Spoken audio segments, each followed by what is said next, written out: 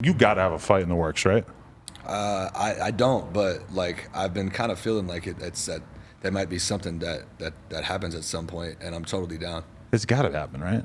I mean, yeah. I mean, it seems like like it's cool because like if you really think about it, like the Paul brothers like are basically making it so that people who aren't boxers can make like boxing bags, right? Which is really fucking tight, you know. Right. Like just any, you know, kind of celebrities now, they kind of open the door for like any celebrities to be able to make like a lot of money from boxing, like which is fucking cool. You know what I mean? Like, right. I mean, At if the the time, opportunity presented itself, I might do it. You know, like everybody stopped fighting.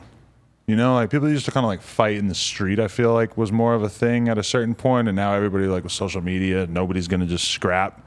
But like, you know, I think that's pretty cool that like now with the whole boxing world, you can just get paid to do something that people used to kind of do for free.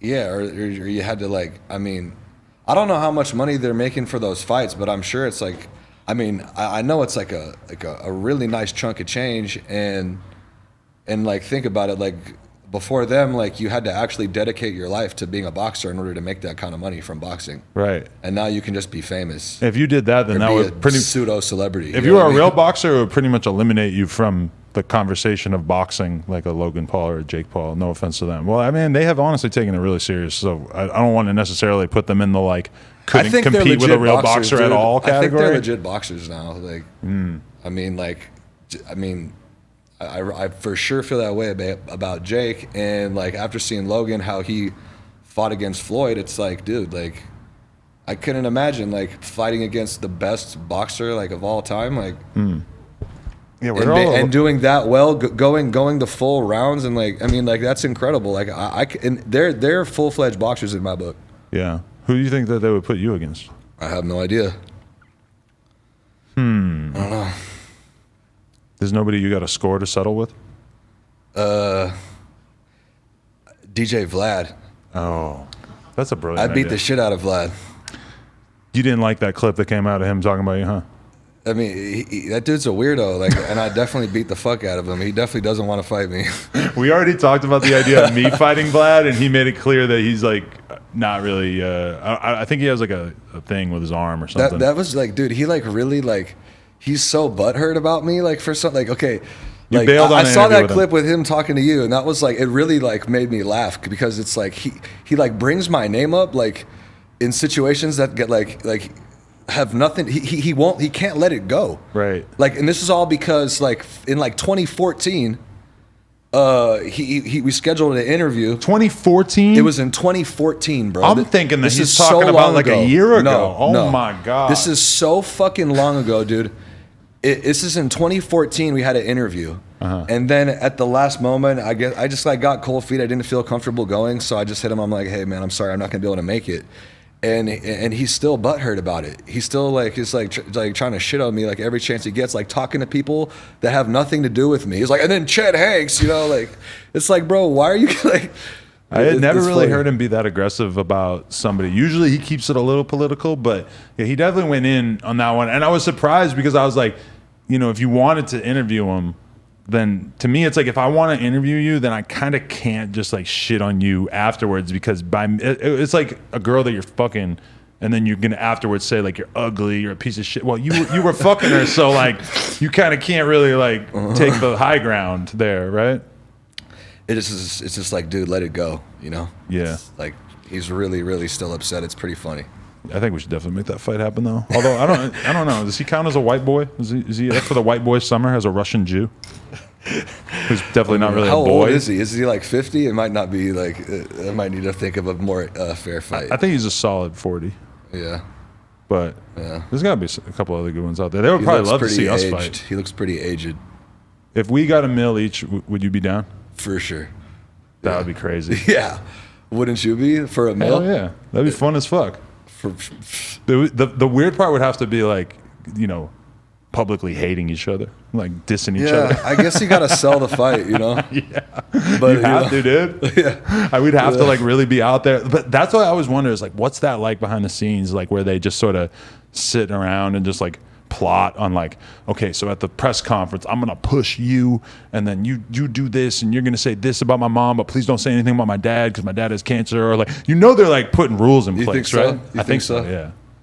I don't know. I could also see it just be like unspoken, off the cuff, and it's just kind of like, it's kind of understood that you gotta shit on the other dude. But when I was interviewing Bryce Hall, I said something about how his relationship seemed, how Austin McBroom's relationship seemed kind of fake or whatever, and I noticed that like Bryce Hall like wanted to say the same thing, but he was holding back and he wasn't like speaking freely in that moment, and that made me very much feel like Austin told him that was like off limits, like you can't question the validity of their relationship or something. Really? Yeah. Which makes sense to me. I don't know enough about that exchange. Yeah. I don't, You didn't pay attention to that one? No.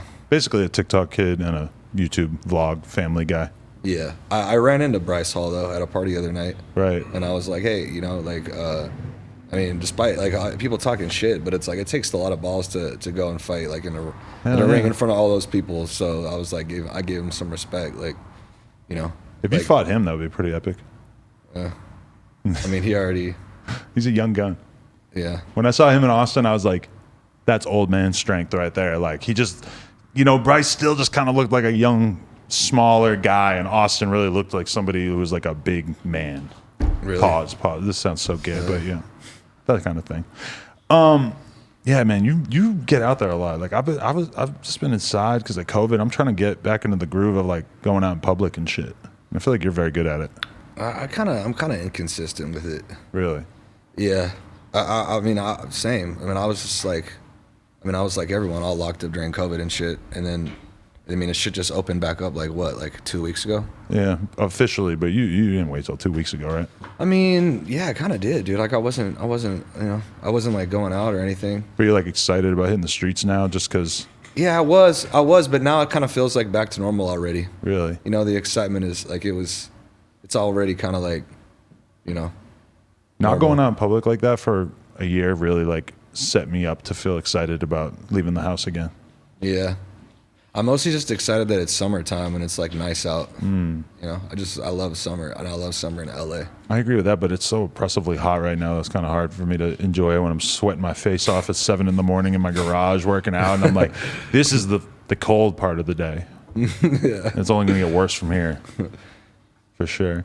Okay, so where do you feel like you're at in life? Because it's like a year ago, it felt like you were on a full tear, like really going crazy on social media and stuff, and like the white boy summer movement was in full effect. Like that was only a few months ago.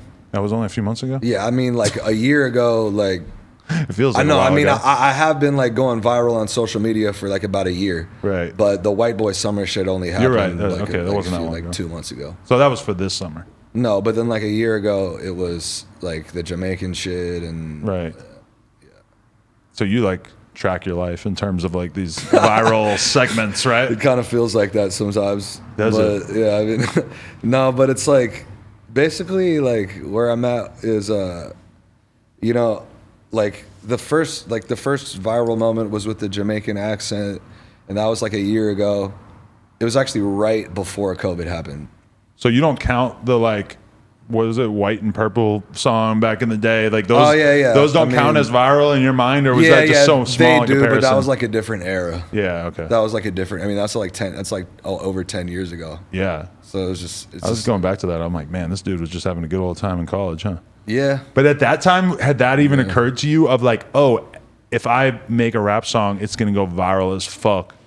Not at all, dude. Not at all. None of this shit. This is like 100% true that like none of the viral moments I've had were expected or planned. Like I never. That's the thing about like like going viral or whatever. It's like it's not something you can control. It's not like something you can like willfully make happen. It's like catching lightning in a bottle. It's like if you're trying to go viral, then you're not going to go viral. Right. But if you're just like being yourself and some spontaneous like funny shit happens, then that's what goes viral. Right. Like it could just be like a fucking glance that somebody throws you. Like now shit, in order for it to go viral, it has to be so real. It has to feel real because people are so set up to think that everything is fake. Yeah. Totally. I mean, I think it's just about being yourself, you know? Like that's how it's all happened for me, just from being myself and just like fucking around and like not taking shit serious. Like just, you know, just joking around, having a good time and just not taking life so serious.